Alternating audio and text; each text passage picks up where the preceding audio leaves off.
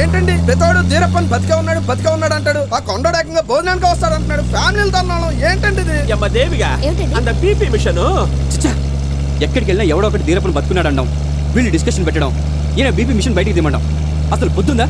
Saddam Hussain bin Laden మాదిరి ఉండేవాళ్లే చాలా మంది ఉంటారని చెబుతారు. అప్పుడే ధీరప్పన్ మాదిరి ఉండేవాడు సచ్చి ఉంటాడేమో, ఒరిజినల్ ధీరప్పన్ బతికి ఉంటాడేమో. చూడండి, తమిళనాడులో ఎంజీఆర్ చచ్చిపోయాడంటే ఎవరు ఒప్పుకోరు. మెరీనా బీచ్ సమాధిలో రెస్ట్ తీసుకుంటున్నాడంటే కరెక్టే అంటారు. అలాగే వీరప్పన్ పోయినా కూడా ఎవరు ఒప్పుకోవట్లేదు. ఇక్కడ వాళ్ళందరూ ఇంతేనండి. ఆడెవడో ఖుష్బు గుడి కట్టాడు. వీరప్పన్ చేతిలో చనిపోయిన రాజమండ్రి శ్రీనివాస్కి చాలా గొప్పగా విగ్రహం పెట్టారు. అతను పోయినట్టు క్లియర్గా కన్ఫర్మ్ అయింది. మీకంత డౌట్ ఉంటే ఇందులో డీటెయిల్స్ ఉన్నాయి, చూడండి.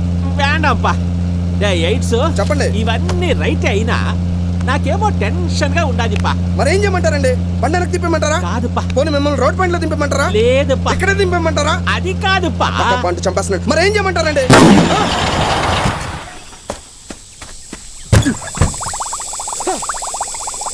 ఏమైందిరా? రిపేర్ అండి. చెయ్యి మరి. చాలా కష్టం. అందరూ కలిసి తోస్తే తప్ప కదలదు.